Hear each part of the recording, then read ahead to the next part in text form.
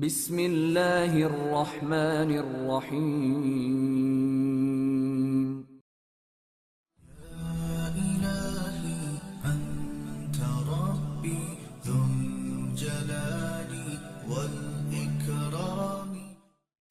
حیدر علی کے برادر نسبتی سید مخدوم اپنی فوج لے کر ارکاٹ سے بنگلور پہنچ گئے۔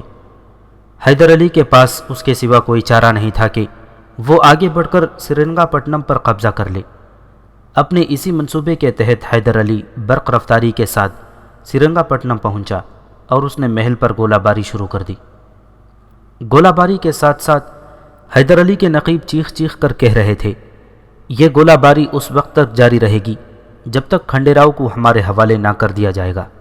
جیسے ہی چند گولے قلعے کی فصیل سے ٹکرائے اور محل میں خوفناک دھماکوں کی آواز گونجی، راجہ کرشنا اور میسور کی رانیوں میں بدحواسی پھیل گئی۔ حیدر علی کی فوجوں کو اتنے قریب دیکھ کر محل کے سارے مکین اپنی آزادی اور زندگی سے مایوس ہو چکے تھے۔ اب ان کے سامنے مستقبل کی دو ہی صورتیں باقی رہ گئی تھیں۔ حیدر علی انہیں پابند سلاسل کر کے زندان کے کسی تاریک گوشے میں ڈال دے، یا اگر اس نے رحم دلی سے کام لیا تو سارا مال و متاع اور تمام اختیارات چھین کر سرنگا پٹم سے نکال دے۔ یہی سوچ سوچ کر کمزور اعصاب کے لوگ بین کر رہے تھے اور راجہ کرشنا رانیوں کی موجودگی میں کھنڈے راؤ پر برس رہا تھا۔ بدبخت، تو نے دیکھا کہ حیدر علی واپس آ گیا۔ کھنڈے راؤ کیا جواب دیتا؟ سر جھکائے خاموش کھڑا تھا۔ اسے اپنے عقب میں موت کے قدموں کی تیز چاپ سنائی دے رہی تھی۔ یہ سب کچھ تو تیری وجہ سے ہوا کھنڈے راؤ۔ راجہ کرشنا نے آگے بڑھ کر اپنے وزیر اعظم کے منہ پر ایک زوردار تماچا مارا۔ وہ اس ریاست کا سیاہ ترین دن تھا جب تو میسور کی حدود میں داخل ہوا، اور میں نے تجھے اپنے مشیروں کے حلقے میں شامل کیا تھا۔ کاش تیری پیدائشی نحوست میرے اس خوشحال علاقے پر سایہ فگن نہ ہوتی۔ تھپڑ کھا کر کھنڈے راؤ کا خون کھول اٹھا تھا۔ پھر پھٹتے ہوئے گولوں کی آوازیں سن کر اس کے خون میں اٹھنے والے جھاگ فوراً ہی بیٹھ گئے۔ اس کے ساتھ ہی حیدر علی کے نقیبوں کی پرشور صدائیں سنائی دے رہی تھیں، کھنڈے راؤ کو ہمارے حوالے کر دیا جائے ورنہ یہ عالیشان محل ایک کھنڈر میں تبدیل ہو جائے گا۔ نقیبوں کی آوازیں سن کر میسور کی رانیاں رونے لگیں، جیسے یمراج یعنی فرشتہ اجل انہیں پکار رہا ہو۔ مہاراج، جلد از جلد اس حرام کار کا قصہ پاک کریں، رانی لکشمما نے کھنڈے راؤ کے منہ پر تھوکتے ہوئے کہا۔ گردش وقت بھی کیا ہوتی ہے کہ چند لمحے گزرتے ہی انسان محبوب سے معتوب بن جاتا ہے۔ اسی آفاتی اصول کے مطابق رانیوں کا مشیر خاص ایک بیک سب سے بڑا لعنت زدہ انسان بن گیا تھا۔ کل تک وہ شخص رونق محفل تھا اور محل کے رہنے والے اسے میر مجلس کہہ کر پکارتے تھے۔ آج اس کی حیثیت ایک خارش زدہ کتے سے زیادہ نہیں تھی جسے اس کے آقا ٹھکرا رہے تھے، اور وہ بار بار دم ہلا کر آنکھوں کی خاموش زبان سے کہہ رہا تھا، مجھے باہر نہ نکالو کہ ہزاروں شیر میری طاق میں ہیں۔ رانی لکشمما کی بات سنتے ہی راجہ کرشنا نے اپنے خدمتگاروں کو طلب کرتے ہوئے کہا، قلعے سے باہر جا کر حیدر علی سے کہہ دو کہ وہ گولہ باری بند کر دے، ہمیں اس کا مطالبہ منظور ہے۔ جیسے ہی خدمتگار واپس جانے کے لیے مڑے، کھنڈے راؤ کی قوت برداشت جواب دے گئی اور وہ ہذیانی انداز میں چیخ اٹھا، مہاراج، یہ میرا ذاتی جرم نہیں کہ میں چپ چاپ اکیلا ہی پھانسی پر چڑھ جاؤں۔ کھنڈے راؤ کی فطری عیاری ایک بار پھر جاگ اٹھی، اس جرم میں آپ کی رانیاں بھی برابر شریک ہیں۔ راجہ کرشنا اور رانیوں نے گھبرا کر کھنڈے راؤ کی طرف دیکھا۔ میں تو اس ریاست کا ایک معمولی ملازم تھا جسے آپ نے ایک خاص مقصد کے حصول کے لیے سر پر بٹھایا۔ اب کھنڈے راؤ ٹہر ٹہر کر اپنے مخصوص لہجے میں بول رہا تھا، یہ میں ہی تھا جس نے آپ کو نندراج اور دوسرے وزیروں سے نجات دلائی۔ مجھے بڑا دکھ ہے کہ آپ نے اتنی جلدی میرے اس عظیم الشان کارنامے کو فراموش کر دیا۔ کھنڈے راؤ کی اس اشاراتی گفتگو کا مفہوم سمجھتے ہی راجہ کرشنا اور میسور کی رانیوں کے چہرے اتر گئے۔ نندراج کے بعد آپ حیدر علی سے بھی نجات چاہتے ہیں؟ کھنڈے راؤ نے راجہ کرشنا کو اور رانیوں کے ٹوٹتے ہوئے اعصاب پر ایک اور بھرپور ضرب لگائی۔ ایک ادنا درجے کا خدمتگار سالار میسور کے خلاف کس طرح سازش کر سکتا ہے؟ یہ آپ ہی کی ذات تھی جس نے پیشوائے پونا مادھوراؤ سے خفیہ خطوں کتابت کی اور बस खंडे राव बस। राजा कृष्णा बदहवास होकर चीख उठा। नहीं महाराज, आपको मेरी पूरी बात सुननी होगी। खंडे राव संभल चुका था और मौत के मुंह में होते हुए भी पूरी जहानत और एहतियात के साथ अपनी ज़िंदगी की आखिरी बाजी खेल रहा था। मैं आपकी तन्हाइयों का सबसे बड़ा राजदार हूँ। अगर मुझे हैदर अली के हवाले किया गया तो पूरे श्रीरंगापट्टनम में आग लग जाएगी। मैं नहीं जानता कि उस आग में क्या क्या जलेगा, मगर मुझे इतना अंदाज़ा ज़रूर है कि ये आग आपके वजूद और इक़्तिदार दोनों को जलाकर राख कर देगी। अय्यार खंडे राव महल के मकीनों के सामने अपने हकीकी रंग में ज़ाहिर हो चुका था। वज़ीर आज़म के खौफनाक तेवरों ने राजा कृष्णा को शदीद जहनी कश्मकश में मुब्तला कर दिया। महाराज, इसकी फितरत खबासत अयां हो चुकी है। अब की बार रानी देवाजी मती बोल पड़ी। ये रानी तमाम रानियों में ज़्यादा ज़हन और मामला फ़हम थी।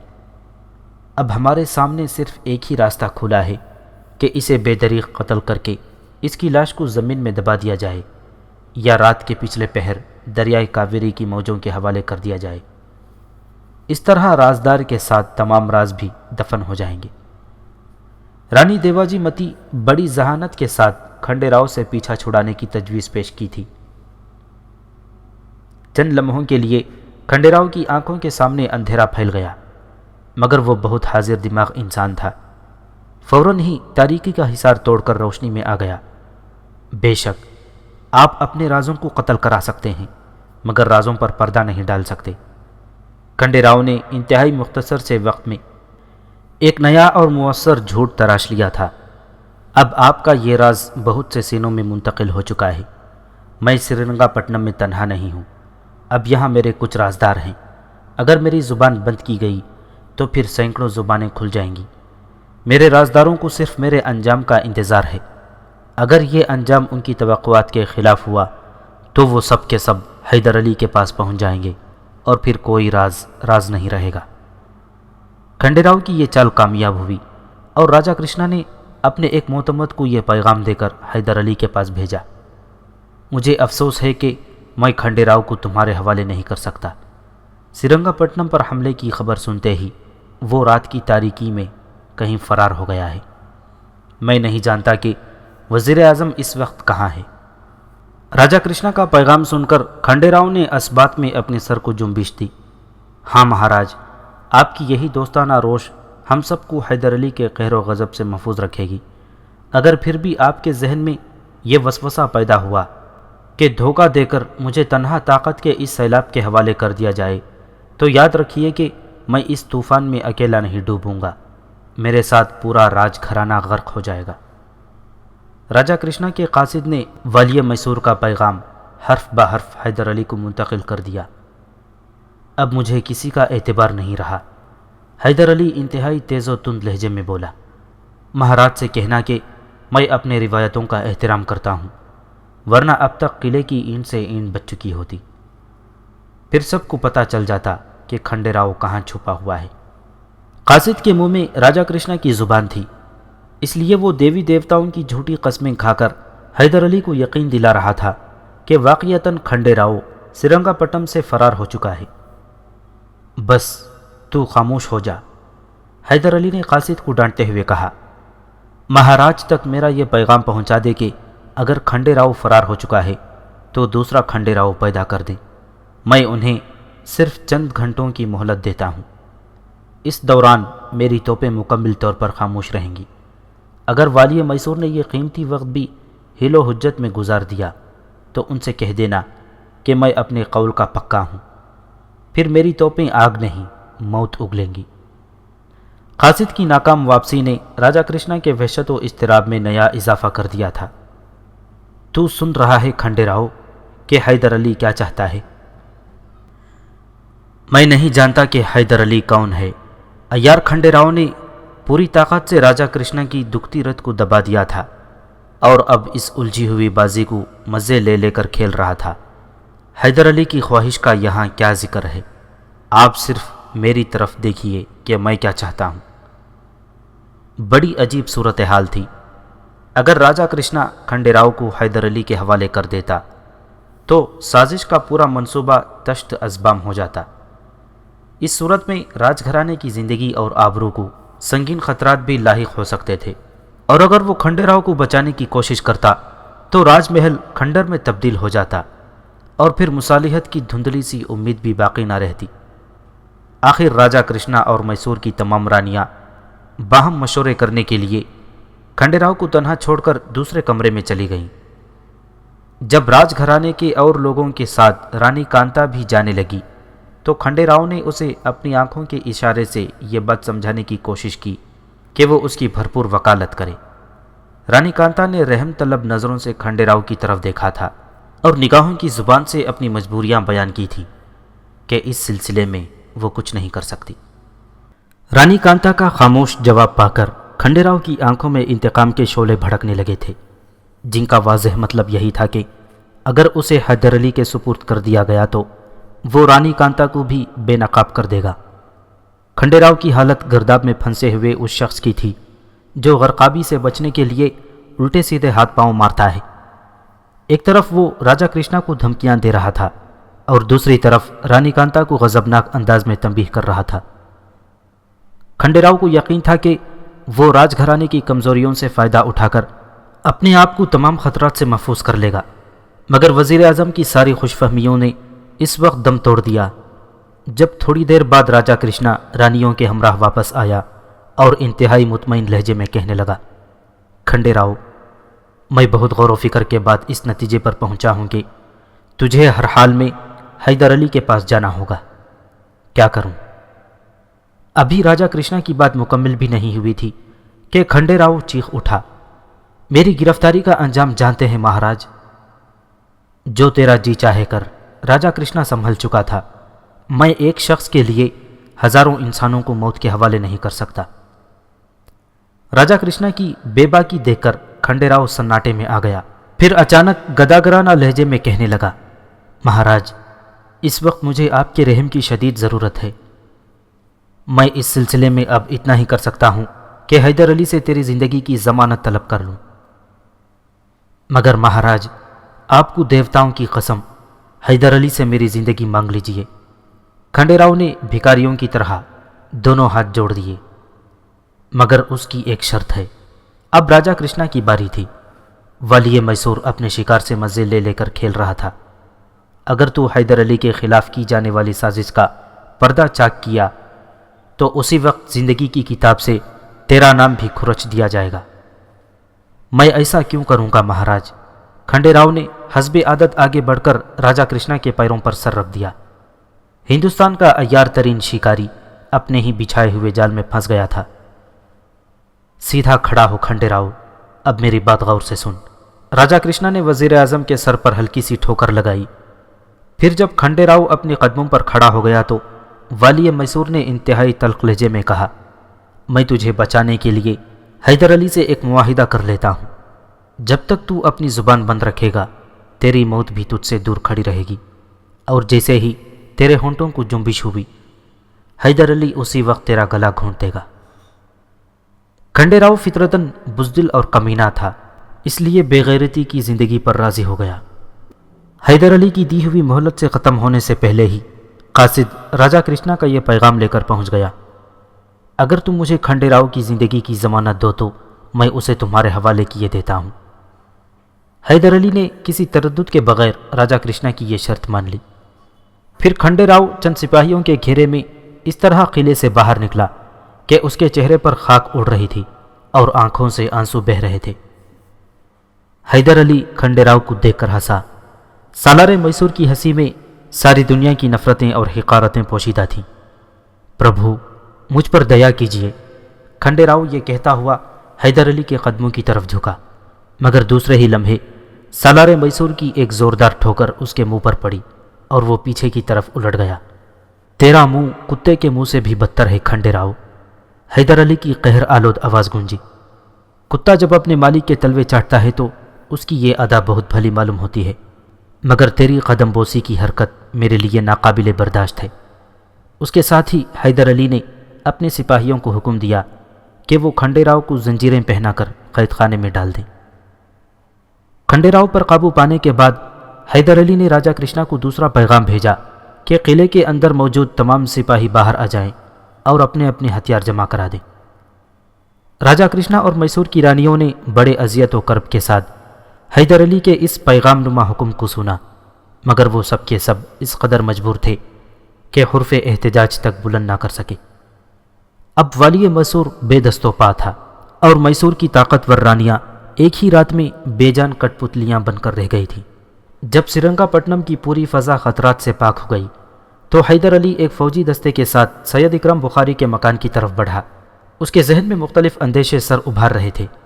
کبھی وہ سوچتا کہ راجہ کرشنا اور کھنڈے راؤ نے کہیں اس کے بیوی بچوں کو قتل نہ کرا دیا ہو، کبھی خیال کرتا کہ سید صاحب اور شجاعت خان بھی دشمنوں کے مظالم کا شکار نہ ہو گئے ہوں۔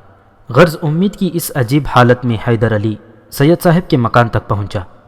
اس نے اپنے فوجی دستے کو دور ٹھہر جانے کا حکم دیا۔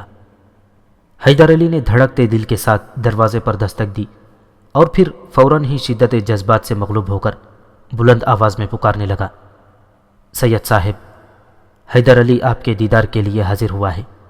جیسے ہی حیدر علی کی آواز کی گونج ختم ہوئی، مکان کے اندر بیک وقت کئی آوازوں کا ہلکا ہلکا مبہم سا شور سنائی دینے لگا۔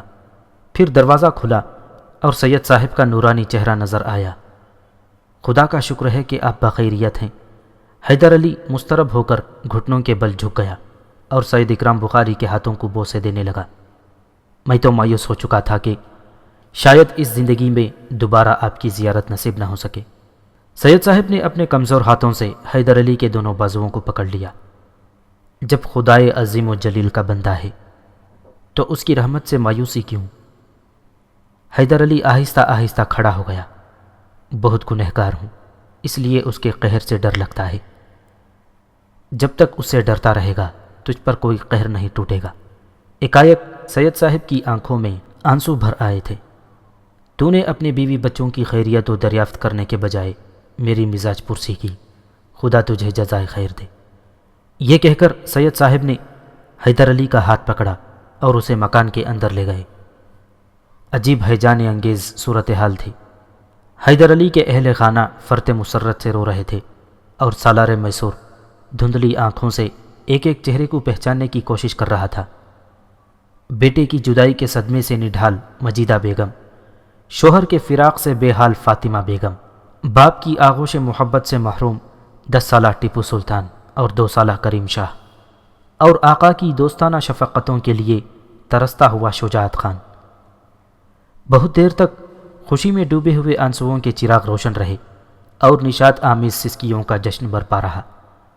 پھر جب آتش فراق بجھ گئی اور موسم بہار کی طرب انگیز ہوا نے سینے چاکوں کے سارے زخم بھر دیے تو سید صاحب حیدر علی سے مخاطب ہوئے، اپنی امانتوں کا شمار کر لے، کہیں کوئی کمی تو نہیں رہ گئی۔ اس جذباتی فضا میں سید صاحب خود بھی بے حال تھے اور مسلسل رو رہے تھے۔ تیری امانتوں کے اس بارے گیرا نے میری کمر توڑ رکھی ہے۔ چند دنوں میں اتنا بوڑھا ہو گیا جیسے میں نے صدیوں کا سفر طے کیا ہے۔ میں اپنے اللہ کی پناہ مانگتا ہوں۔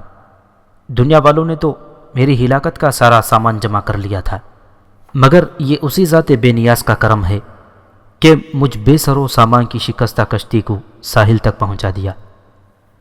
حیدر علی بھی زار و قطر رو رہا تھا۔ منافقوں کی اس بستی میں آپ کے سوا میرا ہمدرد اور کون تھا؟ پھر میں کہاں جاتا؟ بس بہت ہو چکا، اب کبھی مجھے کسی آزمائش میں مبتلا نہ کرنا۔ سید صاحب بزرگانہ اور متفقانہ غصے کا اظہار کرتے ہوئے کہہ رہے تھے، آئندہ میں تیری ایک نہیں سنوں گا۔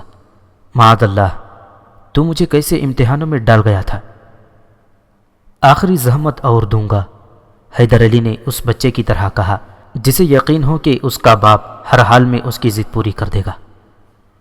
ہرگز نہیں، ہرگز نہیں، سید صاحب نے اسی مصنوعی خفگی کا مظاہرہ کرتے ہوئے کہا۔ بس اب محل کی طرف لوٹ جا، اپنے دل کی کیے جاتا ہے، ان غریبوں کی طرف نہیں دیکھتا جو ایک دن میں ہزاروں بار جیتے ہیں اور ہزاروں بار مرتے تھے۔ سید صاحب نے مبہم الفاظ میں حیدر علی کے اہل خانے کی کیفیات بیان کرتے ہوئے کہا، فرش خاک پر سوتے سوتے اور سوکھے ٹکڑے کھاتے یہ لوگ بیمار پڑ گئے ہیں، تو ان کا خیال کیوں نہیں کرتا؟ جیسے ہی سید صاحب خاموش ہوئے، حیدر علی کی والدہ مجیدہ بیگم بول اٹھیں، یہ آپ کیا فرما رہے ہیں سید صاحب؟ آپ کے احسانات کا قرض تو ہماری نسلیں بھی نہیں اتار سکیں گی۔ کیسا احسان اور کیسا قرض؟ سید صاحب اپنے مخصوص پرجلال لہجے میں بولے، بس اب تم لوگ اپنے اپنے گھروں کو جاؤ، مجھ فقیر سے تمہاری میزبانی نہیں ہو سکتی، اور ہاں، اس دوران تم لوگوں نے یہاں جو کچھ دیکھا ہے اس کا کسی سے ذکر نہ کرنا، ورنہ یہ بوڑھا پورے شہر میں بدنام ہو جائے گا۔ حیدر علی نے بڑی حیرت سے سید صاحب کی بات سنی، مگر ان کے اس مخصوص اشارے کو نہ سمجھ سکا۔ بس ایک رات کی بات اور ہے، کل راجہ کرشنا سے سارے معاملات طے پا جائیں گے، پھر میں اپنی ان امانتوں کو واپس لے جاؤں گا۔ یہ کہتے کہتے ایک بار پھر حیدر علی کے آنکھوں میں آنسو آ گئے تھے۔ اچھا اچھا ٹھیک ہے، سید صاحب نے اپنے مخصوص لہجے میں مسکراتے ہوئے کہا، معاملات تو طے پا گئے، پھر کیا باقی ہے؟ کوئی تاجور، کوئی خاک بسر، یہی اس دنیا کا نظام ہے۔ جب قدرت اپنے انعامات لٹا رہی ہو تو انسان کو دامن وسیع کر لینا چاہیے۔ کوئی امامے پر راضی ہوگا اور کسی نے تاج زر نگاہ پہن لیا، دینے والے نے تو کوئی کمی نہیں کی تھی۔ اب یہ اپنے اپنے حوصلے اور طلب کی بات ہے، تو بھی اپنے معاملات درست کر لے۔ حیدر علی نے بہت غور سے سید اکرام بخاری کی اشاراتی گفتگو سنی، پھر بڑے ادب سے سلام کیا اور ٹیپو سلطان اور شجاعت خان کو ساتھ لے کر اپنے خیمے کی طرف روانہ ہو گیا۔ راستے میں شجاعت خان نے حیدر علی کو بتایا، راجہ کرشنا اور کھنڈے راؤ کے سینکڑوں سپاہی روزانہ سید صاحب کے مکان پر حملہ کرنے کے لیے آتے تھے اور پھر ناکام و ناموراد لوٹ جاتے تھے۔ نہ انہیں مکان نظر آتا تھا اور نہ مکین۔ خدا ہی جانے کہ یہ کیا راز تھا۔ ہم لوگ گھر کے دریچوں سے حملہ آوروں کو دیکھ سکتے تھے، مگر ان کی آنکھوں پر پردے پڑ جاتے تھے، یا پھر کچھ دیر کے لیے ان کی آنکھوں کی روشنی زائل ہو جاتی تھی۔ سرکار، بس خاموش ہو جا شجاعت خان، حیدر علی نے تیز لہجے میں کہا۔ کیا تجھے سید صاحب کی ہدایات یاد نہیں رہی؟ اسی کو خیانت کہتے ہیں۔ شجاعت خان لرز کر رہ گیا۔ اللہ مجھے معاف کرے، میری نیت میں کوئی خلل نہیں تھا۔ میں تو آپ کو سید صاحب کا مقام بتانا چاہتا تھا کہ وہ کون ہیں اور کس طرح اپنے چہرے پر نقاب ڈالے رہتے ہیں۔ احمق! اس بار حیدر علی نے شجاعت خان کو ڈانٹ دیا۔ ایک اندھا سید کا مقام دیکھنے کی کوشش کر رہا ہے، کہیں جل کر خاک نہ ہو جائے۔ دوسرے دن حیدر علی نے راجہ کرشنا کی نظر کے لیے چند تحائف بھیجے اور باریابی اجازت چاہی۔ میسور کی رانیوں اور راج گھرانے کے دوسرے ہوش مند افراد نے حیدر علی کے اس طرز عمل کو بڑی حیرت سے دیکھا۔ پھر رانی لکشمما قہقہہ لگاتے ہوئے بولی، مہاراج، غلام غلام ہی رہتا ہے۔ حیدر علی جنگ تو جیت گیا، مگر اس کی عادت نہیں بدلی۔ کیسی عادت؟ راجہ کرشنا نے چونک کر سوال کیا۔ حیدر علی بچپن سے راج گھرانے کے سامنے سر جھکانے کا عادی ہے۔ رانی لکشمما نے اپنی خوشی کا اظہار کرنے کے لیے ایک اور قہقہہ لگایا۔ فاتح ہوتے ہوئے بھی وہ ہمارے روبرو سر اٹھا کر کھڑا نہیں ہو سکتا۔ وہ جیت کر بھی ہار گیا اور ہم ہار کر بھی جیت گئے۔ اب ہمارے اقتدار کو کوئی خطرہ نہیں۔ وہ کیسے؟ راجہ کرشنا رانی لکشمما کی بات سمجھنے سے قاصر تھا۔ ہمارے سارے وفادار فوجی غیر مسلح ہو چکے ہیں۔ چند محافظوں کے سوا کسی سپاہی کے پاس تلوار نہیں۔ یہ بے اقتدار ہونے کی نشانی ہے۔ اگر حیدر علی کے ارادے غیر ہوتے تو وہ کبھی آپ کی خدمت میں تحائف ارسال نہ کرتا۔ رانی لکشمما نے اپنی بات کے حق میں پرزور دلیل پیش کرتے ہوئے کہا، اور باریابی کی اجازت طلب کرنا بھی اس حقیقت کی طرف کھلا اشارہ ہے کہ وہ ابھی تک آپ کا فرمان بردار ہے۔ اگر اس کی نیت میں خلل واقع ہو چکا ہوتا تو وہ درندوں کی طرح محل میں چلا آتا اور سب کچھ تہ بالا کر کے رکھ دیتا۔ راجہ کرشنا نے اسبات میں اپنے سر کو جنبش دی اور اس کے ویران چہرے پر آسودگی کا گہرا رنگ نمایاں ہو گیا۔ اس بار والی میسور کے دربار میں شجاعت خان حیدر علی کے نمائندے خاص کے فرائض انجام دے رہا تھا۔ راجہ کرشنا نے شجاعت خان کو اپنی مخصوص نشستگاہ میں طلب کیا اور حیدر علی کے بھیجے ہوئے تحائف دیکھ کر پسندیدگی کا اظہار کرتے ہوئے کہا، حیدر علی کو اجازت کی کیا ضرورت تھی؟ وہ ہمارا معتمد خاص ہے، جب جی چاہے چلا آئے۔ دراصل راجہ کرشنا شجاعت خان سے گفتگو کر کے صحیح صورتحال کا جائزہ لینا چاہتا تھا، مگر شجاعت خان کی مسلسل خاموشی نے والی میسور کے اس منصوبے کو ناکام بنا دیا تھا۔ آخر راجا کرشنا یہ کہتا ہوا اٹھ کھڑا ہوا، حیدر علی سے کہو کہ ہم بہت بے چینی کے ساتھ اس کا انتظار کر رہے ہیں، ہم نے کئی ماہ سے اپنے جانباز سالار کو نہیں دیکھا ہے۔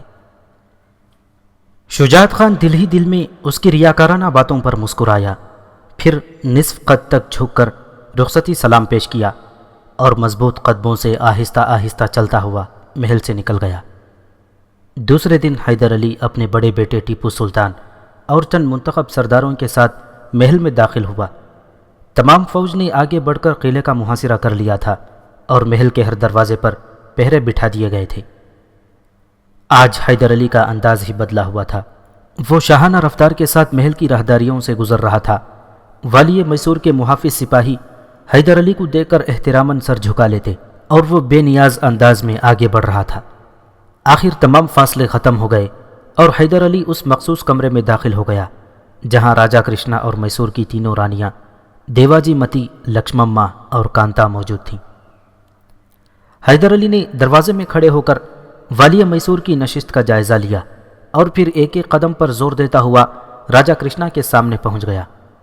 آج حیدر علی نے خلاف معمول راجا کرشنا کو درباری انداز میں سلام نہیں کیا تھا۔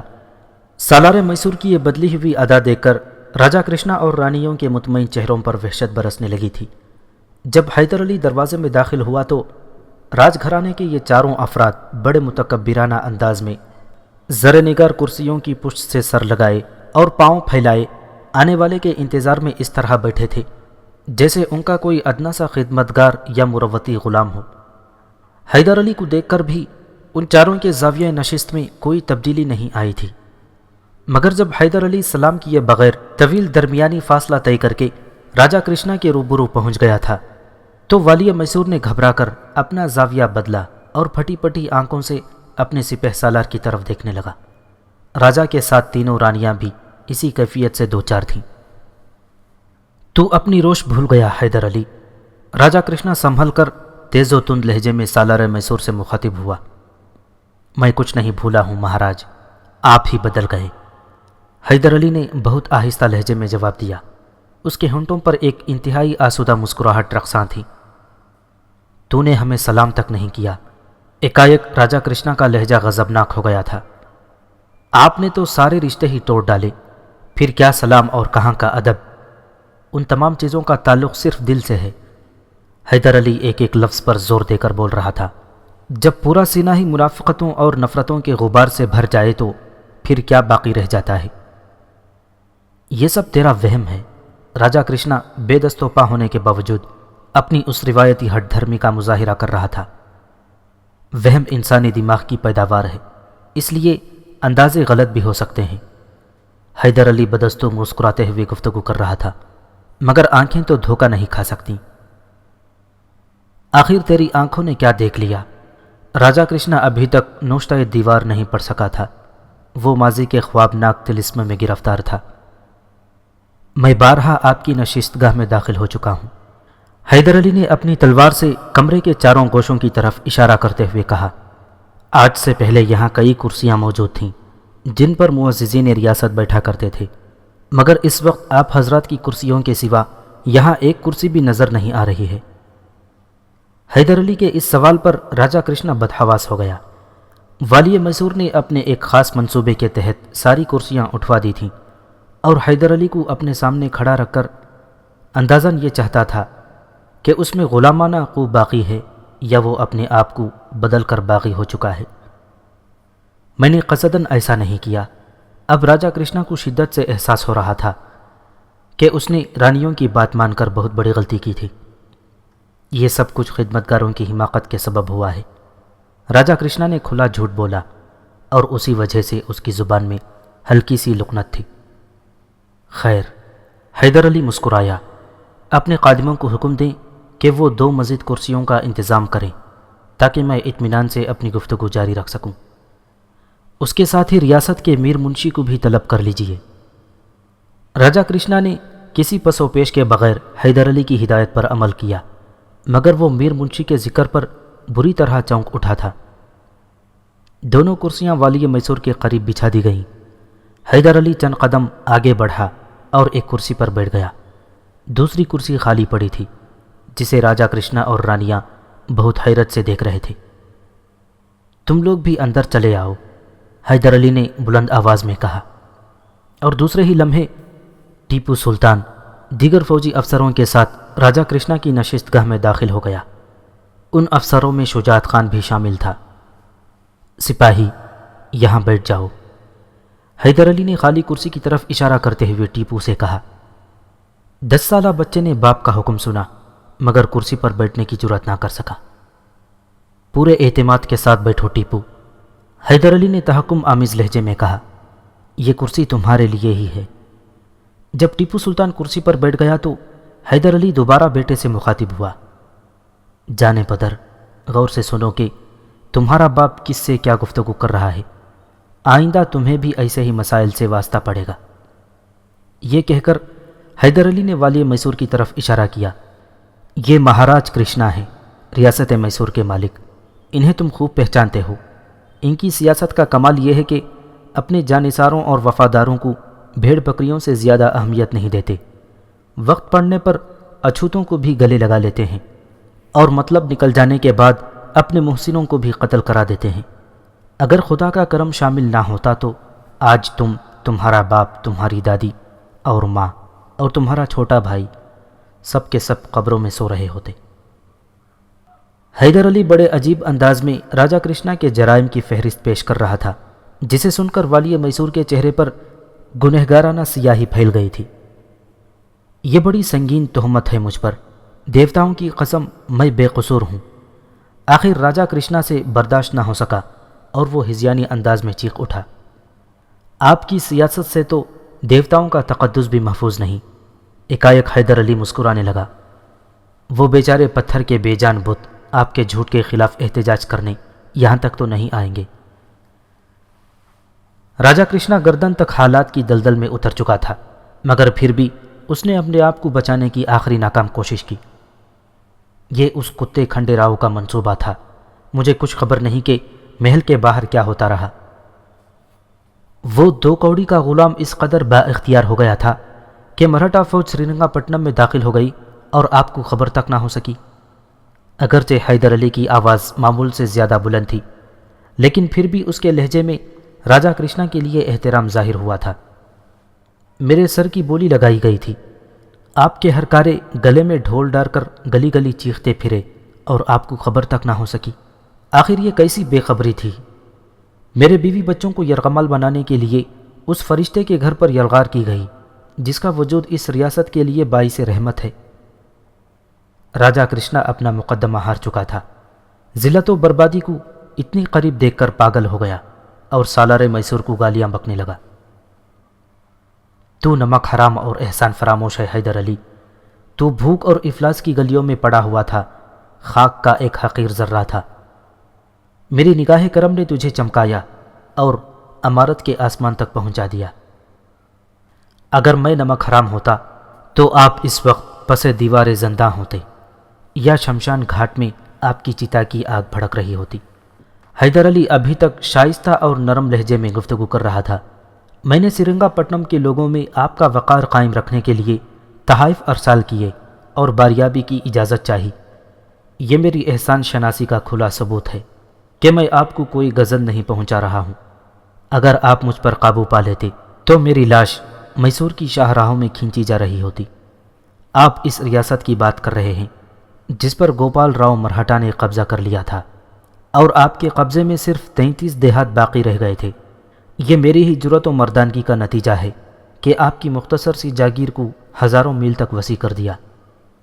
ایکائک حیدر علی کے چہرے پر اذیت و کرب کے گہرے سائے نمایاں ہو گئے اور وہ بہت زیادہ جذباتی نظر آنے لگا تھا۔ آپ نے مجھے بڑے آزار پہنچائے ہیں اور بڑی غلیظ گالیاں دی ہیں۔ اگر میں احسان فراموش ہوتا تو آپ کی زبان کاٹ کر اپنے پیروں سے مسل دیتا، لیکن میری شرافت نسبی مجھے اس عمل سے روکتی ہے۔ کاش آپ میری اس اعلیٰ ظرفی کو محسوس کرتے کہ میں نے جو کچھ کہا ایک بند کمرے میں کہا اور آپ کی محترم ذات کو رعایا کے سامنے تماشا نہیں بنایا۔ یہ کیسی عجیب بات ہے کہ آپ مجھے غلیظ کلمات سے یاد کر رہے ہیں اور قلعے کے مکین سمجھ رہے ہیں کہ حیدر علی مہاراج کے حضور سلامی پیش کر رہا ہے۔ جیسے ہی حیدر علی خاموش ہوا، ریاست کے میر منشی پنڈت سندر لال نے باریابی کی اجازت چاہی۔ پھر تھوڑی دیر بعد حیدر علی کی ہدایت کے مطابق ایک قانونی دستاویز تیار ہو گئی، جس کا متن اس طرح تھا: اب میری صحت اس قابل نہیں رہی کہ میں سیاسی امور کی نگرانی میں عہدہ برآں ہو سکوں، اس لیے ریاست کے سارے انتظامات حیدر علی کے سپرد کرتا ہوں۔ آج سے وہی میسور کے حکمران ہیں۔ نیچے راجہ کرشنا کی مہر تھی، جو اس نے کامتے ہاتھوں سے کاغذ پر ثبت کی تھی۔ دوسری دستاویز کے ذریعے راجہ کرشنا اور اس کے اہل خاندان کے لیے 3 لاکھ روپے سالانہ کی جاگیر علیحدہ کر دی گئی۔ اس کے بعد حیدر علی اپنی پوری فوج کے ساتھ سید اکرم بخاری کے مکان پر پہنچا۔ پوری فضا فوجی بینڈ کی رجزیہ دھن سے گونج رہی تھی۔ سید صاحب گھبرا کر مکان سے باہر نکل آئے۔ ہر طرف فوجیوں کے سر ہی سر تھے۔ یہ سب کچھ کیا ہے؟ سید صاحب نے گھبرا کر حیدر علی سے پوچھا، جو ٹیپو سلطان اور اپنے فوجی افسروں کے ساتھ دروازے پر کھڑا تھا۔